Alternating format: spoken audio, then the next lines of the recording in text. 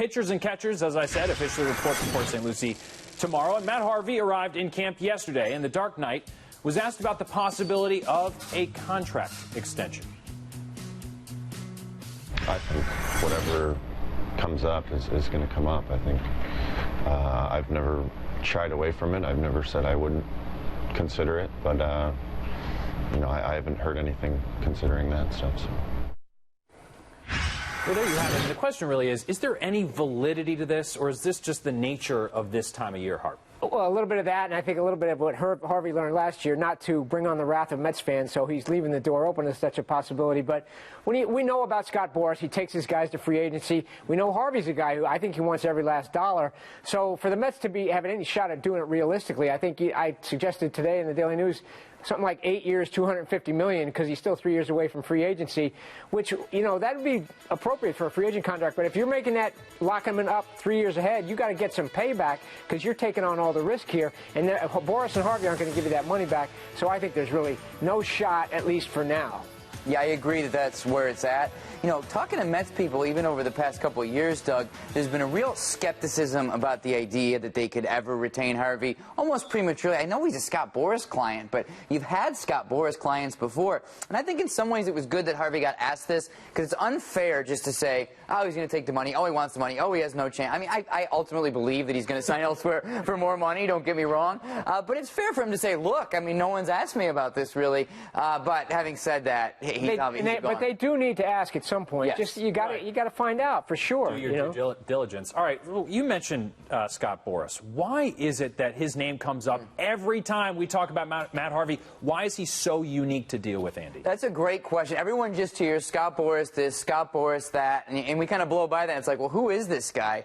And he's an agent, obviously, who inspires tremendous confidence and belief among his clients. He really stands up for them. I've gotten so many angry phone calls, some in the middle of the night, about something I've written about one of his clients. Players love this kind of stuff. He has their back. Fans, however, don't like a guy that's going to advocate for the player, because that makes the player more expensive and less likely to listen to management. So he's a very complicated guy, but players, as I said, they have a lot of faith in him. And neither do GMs. GMs don't care for him either. But he is. He's willing to be the bad guy. He's willing to take on most of the heat, put out sometimes outrageous, what seems like outrageous figures out there. But in the end, and it's burned a few guys, but in the end, for the most part, he gets the money. Sometimes you don't think he's getting, so he's always got the mystery team out there. But at the same time, he does go over the line at times. I thought he did Harvey a disservice last year when he got him involved in that whole, the old innings limit controversy. On the one hand, he's looking out for Harvey, looking out for his career, but I don't think even he anticipated the fans' backlash to that. Is he more popular with younger players than older players for any specific reason?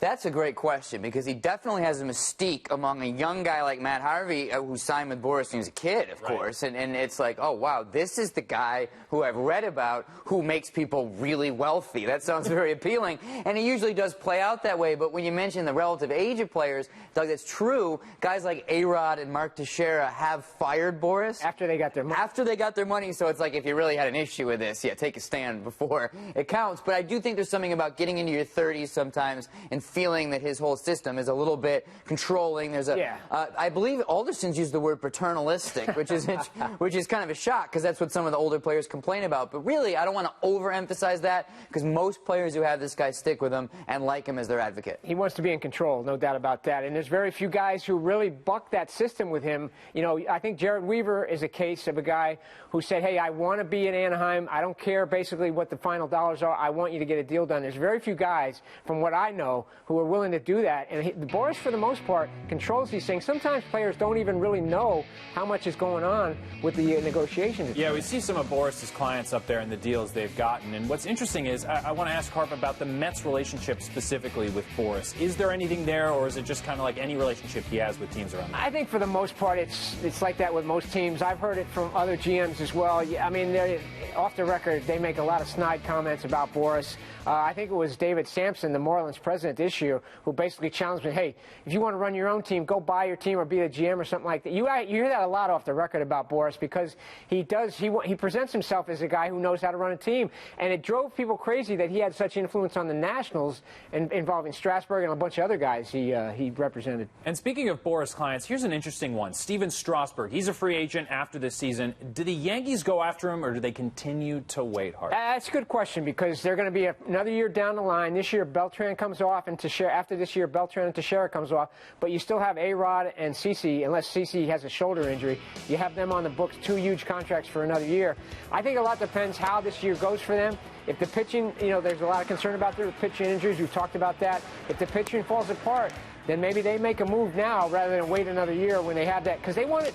There's no doubt Hal Steinbrenner wants to get under the luxury tax, reset that thing, and then they're not paying 40, 50 cents on a dollar for every contract. Tell you what's weird about the Yankees right now, though, is you look at this offseason, they have a glaring need for some stability in that rotation, as we all know. And they've done nothing because they're not the Yankees anymore. They're this team that's trying to, as you said, cut costs, go under the luxury tax, do something long-term and sustainable on the baseball side. You could argue that Strasburg's young enough where that would make sense. But now that, next year we'll be in year 3 of the Yankees actually doing what they say about not signing the big guys. Remember, it was, they'll sign Lester, Scherzer. Then they didn't. Then this year, they'll do something. Price. Yeah. Then they didn't. Greinke, any of these guys that were out there. So then Strasburg becomes that guy next year. And I have to say, Cashman has been practicing what he's been preaching about that. So I wouldn't hold your breath for Strasburg in the Bronx.